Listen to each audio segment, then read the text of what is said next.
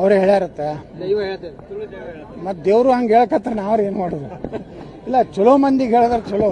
ಪಾಪ ಸಿದ್ದರಾಮಯ್ಯ ಇದ್ದಿದ್ರಾಗ ಚಲೋ. ಅವ್ನು ಮಾಡಿದ್ರೆ ಕರ್ನಾಟಕ ಕುಳಿತೈತಿ. ಇನ್ನ ಸಿದ್ದರಾಮಯ್ಯನೇ ಮುಂದುವರಿದು ಒಳ್ಳೇದು. ನಾನು ಕೇಳಿದ್ರೆ ಈ ಡಿ ಕೆ ಶಿವಕುಮಾರ್ ಕಿತ್ತ ಪೂರ್ಣಾವಧಿಗೆ ನಾನೇ ಮುಖ್ಯಮಂತ್ರಿ ಸಿದ್ದರಾಮಯ್ಯ ಅವರು ಹೇಳಿದ್ದ ಮಾತು ಆನಂತರದಲ್ಲಿ ಬದಲಾಯಿತು.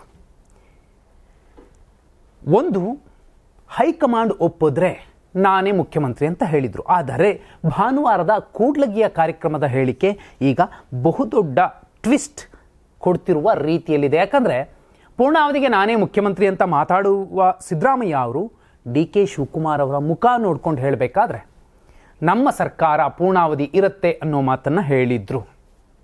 ಹಾಗಂತ ಸಿದ್ದರಾಮಯ್ಯ ಅವರು ತಮ್ಮ ಕುರ್ಚಿಯನ್ನು ಸುಲಭವಾಗಿ ಡಿ ಕೆ ಶಿವಕುಮಾರ್ ಅವರಿಗೆ ಕೊಡ್ತಾರೆ ಅನ್ನುವಂತಹ ನಿರೀಕ್ಷೆ ಇರಾದೆ ಏನಾದರೂ ಇದ್ದರೆ ರಾಜಕೀಯ ವಿಶ್ಲೇಷಕರು ಅತ್ಯಂತ ಸ್ಪಷ್ಟವಾಗಿ ಹೇಳ್ತಾರೆ. ಅದರಲ್ಲೂ ಮುಖ್ಯವಾಗಿ ಸಿದ್ದರಾಮಯ್ಯ ಅವರನ್ನು ನೋಡಿದವರು ಇದು ಸುಲಭದ ಮಾತಲ್ಲ ಅನ್ನೋದನ್ನು. ಅದಕ್ಕೆ ಸಾಕ್ಷಿ ಮಾಜಿ ಮುಖ್ಯಮಂತ್ರಿ ಹಾಲಿ ಕೇಂದ್ರ ಸಚಿವ ಎಚ್ ಡಿ ಕುಮಾರಸ್ವಾಮಿ ಅವರು ಹೇಳಿದ್ದು. ಅವರು ದಳದಲ್ಲಿದ್ದವರು, ನಮ್ಮಲ್ಲಿದ್ದವರು, ನಮಗೆ ಗೊತ್ತಿದೆ ಅವರ ತಾಕತ್ತು. ಅದಾಗೋದಿಲ್ಲ, ಕ್ರಾಂತಿನೂ ಆಗೋದಿಲ್ಲ, ಭ್ರಾಂತಿನೂ ಆಗೋದಿಲ್ಲ, ವಾಂತಿನೂ ಆಗೋದಿಲ್ಲ. ಸಿದ್ದರಾಮಯ್ಯ ಅವರೇ ಸಿ ಎಂ ಆಗಿರ್ತಾರೆ ಅಂತ ಹೇಳಿದ್ರು. ಇದಾದಮೇಲೆ ಮಾಜಿ ಸಿ ಎಂ ಹಾಲಿ ಸಂಸದ ಜಗದೀಶ್ ಶೆಟ್ಟರ್ ಅವರು ಕೂಡ ಹೇಳಿದ್ರು ಸಿದ್ದರಾಮಯ್ಯ ಅವರೇ ಪೂರ್ಣಾವಧಿಗೆ ಇರ್ತಾರೆ. ಒಂದು ವೇಳೆ ಅವರಿಲ್ಲ ಅಂದರೆ ಸರ್ಕಾರ ಉರುಳುತ್ತೆ, ಇರೋದಿಲ್ಲ. ತೀರಾ ನೆರೆ ಆಂಧ್ರ ಪ್ರದೇಶದ ಮುಖ್ಯಮಂತ್ರಿ ಚಂದ್ರಬಾಬು ನಾಯ್ಡು ಅವರ ಪುತ್ರ ಹಾಲಿ ಸಚಿವ ಆಂಧ್ರ ಪ್ರದೇಶದ ಸಚಿವ ನಾರಾ ಲೋಕೇಶ್ ಅವರು ಹೇಳಿದ್ರು ಪೂರ್ಣಾವಧಿಗೆ ಸಿದ್ದರಾಮಯ್ಯ ಅವರು ಇರ್ತಾರೆ. ಅಲ್ಲಿನ ಕನಕ ಜಯಂತಿಯ ಸಂದರ್ಭದಲ್ಲಿ ಆಡಿದ ಮಾತು.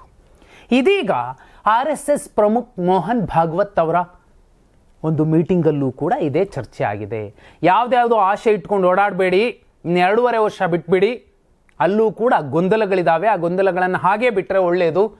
ಹೇಳಿ ಕೇಳಿ ಒಬ್ಬ ಹಿಂದುಳಿದ ಸಮಾಜದ ನಾಯಕ ಸಿದ್ದರಾಮಯ್ಯ, ಅಂತಹ ನಾಯಕರ ಅಗತ್ಯ ನಮಗೂ ಇದೆ. ಸಿದ್ದರಾಮಯ್ಯ ಅವರೇ ಪೂರ್ಣಾವಧಿಗೆ ಇರ್ತಾರೆಯೇ ವಿನಃ ಅಲ್ಲಿಗೆ ಮತ್ತೊಬ್ಬರು ಬಂದು ಕೋರೋದಿಲ್ಲ. ಒಂದು ವೇಳೆ ಕೂತರು ಅದು ದಲಿತ ನಾಯಕರಾಗಿರ್ತಾರೆ. ಅಂತಹ ನಾಯಕರನ್ನು ಕೆಳಗಿಳಿಸೋದು ಕೂಡ BJPಗೆ ಭವಿಷ್ಯದ ದೃಷ್ಟಿಯಿಂದಲೂ ಕೂಡ ಅದು ಆಘಾತ ಮತ್ತು ಅಪಾಯಕಾರಿ ಅನ್ನುವಂತಹ ಮಾತನ್ನು ಹೇಳಿದ ಮೇಲೆ ರಾಜ್ಯ BJPಯ ನಾಯಕರು ತಣ್ಣಗಾಗಿದ್ದಾರೆ ಅನ್ನೋದನ್ನು ಇವತ್ತಿನ ಬಹುಪಾಲು ಪತ್ರಿಕೆಗಳಲ್ಲಿ ನೀವು ಕೂಡ ಓದಿರ್ತೀರಿ.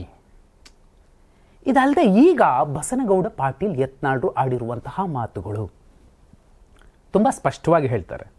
ವಿಪಕ್ಷಗಳಲ್ಲೂ ಕೂಡ ಸಿದ್ದರಾಮಯ್ಯ ಅವರನ್ನು ಆತ ಚಲೋ ಮನುಷ್ಯ ಅಂತ ಹೇಳ್ತಾರೆ ವಿನಃ ಆತ ಇಳೀಲಿ ಅನ್ನೋದನ್ನು ಹೇಳ್ತಿಲ್ಲ.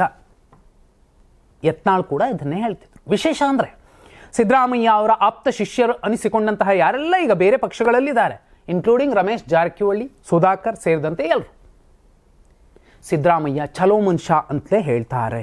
ಯತ್ನಾಳ್ ಕೂಡ ಅದನ್ನೇ ಹೇಳಿದ್ದಾರೆ.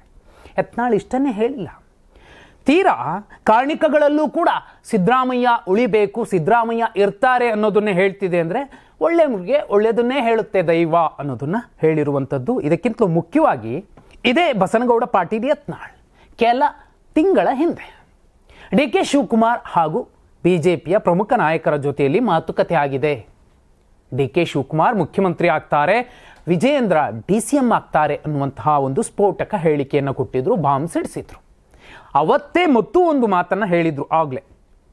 ಆದರೆ ಡಿ ಕೆ ಶಿವಕುಮಾರ್ ಅವ್ರ ಜೊತೆಲಿ ಎಷ್ಟು ಜನ ಬರಬಹುದು? ತುಂಬ ಕಡಿಮೆ ಜನ. ಅದು ಕೂಡ ಹೈಕಮಾಂಡ್ಗೆ ಗೊತ್ತಿದೆ. ಆದರೂ ಕೂಡ ಕಾದು ನೋಡುವ ಒಂದು ತಂತ್ರವನ್ನು ಇಟ್ಕೊಂಡಿದೆ ಅನ್ನೋ ಒಂದು ಸ್ಫೋಟಕ ವಿಚಾರವನ್ನು ಹೇಳಿದರು. ರಾಜಕೀಯ ವಲಯದಲ್ಲಿ ಬಹುದೊಡ್ಡ ಚರ್ಚೆ ಆಗಿತ್ತು. ಜಗದೀಶ್ ಶೆಟ್ಟರ್ ಅವರು ಕೂಡ ಅಂಥದ್ದೇ ಹೇಳಿದ್ದಾರೆ. ಡಿ ಕೆ ಶಿವಕುಮಾರ್ ಅವರಿಂದ ಎಷ್ಟು ಜನ ಬರ್ಬೋದ್ರಿ? 6-7 ಜನ ಬರ್ಬೋದು ಶಾಸಕರು. ಆದರೆ ಸಿದ್ದರಾಮಯ್ಯ ಅವರ ಹಿಂದೆ ಜನ ಬೆಂಬಲ ಮತ್ತು ಶಾಸಕ ಬೆಂಬಲ ದೊಡ್ಡದಿದೆ. ಹೇಳಿ ಕೇಳಿ ಮಾಸ್ ಲೀಡರ್ ಅವರನ್ನು ಇಳಿಸಿದ್ರೆ ಸರ್ಕಾರ ಉಳಿಯೋದಿಲ್ಲ. ಕುರುಬ ಸಮಾಜಕ್ಕೆ ಸೇರಿದಂತಹ ವಿಶ್ವನಾಥ್ ಅವರು ಇರಬಹುದು, ವರ್ತೂರ್ ಪ್ರಕಾಶ್ ಇವರು ಕೂಡ BJPಯಲ್ಲಿದ್ದರೂ ಕೂಡ ಸಿದ್ದರಾಮಯ್ಯ ಅವರನ್ನು CM ಸ್ಥಾನದಿಂದ ಇಳಿಸಿದ್ರೆ ಸರ್ಕಾರ ಇರೋದಿಲ್ಲ ಅನ್ನೋ ಮೆಸೇಜನ್ನೇ ಕೊಡ್ತಿರುವಂತಹ ಸಂದರ್ಭದಲ್ಲಿ ಬಸನಗೌಡ ಪಾಟೀಲ್ ಯತ್ನಾಳರ ಈ ಮಾತುಗಳು ಮುಖ್ಯ ಆಗುತ್ತೆ.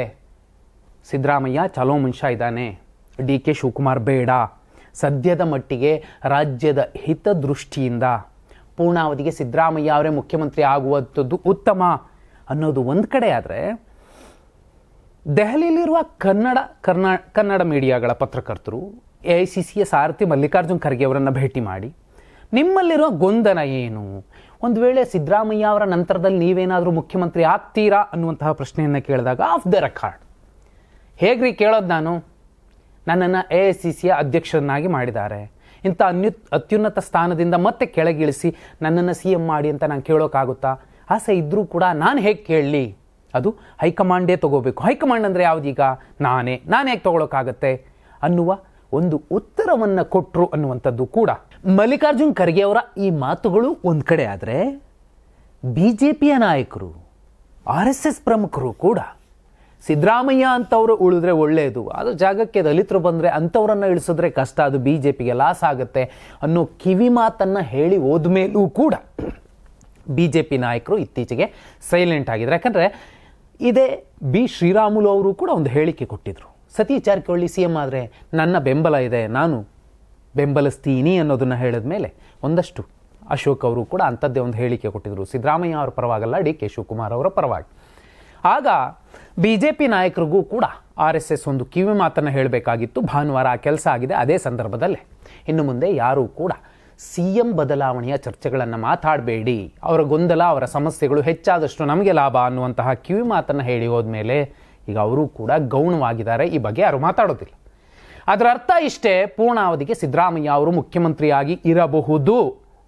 ಒಂದು ವೇಳೆ ಅದು ಸಾಧ್ಯವಾಗದೇ ಹೋದರೆ DK ಶಿವಕುಮಾರ್ ಅವರು CM ಸ್ಥಾನದಲ್ಲಿ ಕೂರೋದು ಸುಲಭದ ಮಾತಲ್ಲ. ಬದಲಾಗಿ ಆ ಜಾಗಕ್ಕೆ ದಲಿತರೊಬ್ಬರು ಮುಖ್ಯಮಂತ್ರಿಯಾಗಿ ಬಂದು ಕೂರ್ತಾರೆ. ರಾಜ್ಯ ರಾಜಕೀಯದ ಇತಿಹಾಸದಲ್ಲಿ ಮೊಟ್ಟ ಮೊದಲ ಸಲ ದಮನಿತ ಶೋಷಿತ ಸಮಾಜದ ಒಬ್ಬ ಧುರೀಣ ಮುತ್ಸದಿ ಮುಖ್ಯಮಂತ್ರಿ ಆಗುವಂಥದ್ದು ಕಾಂಗ್ರೆಸ್ ಪಾಲಿಗೆ ಬಹುದೊಡ್ಡ ವರವಾಗುವ ಸಾಧ್ಯತೆಗಳು ಹೆಚ್ಚು. ನೀವೇನಂತೀರಾ? ಕಮೆಂಟ್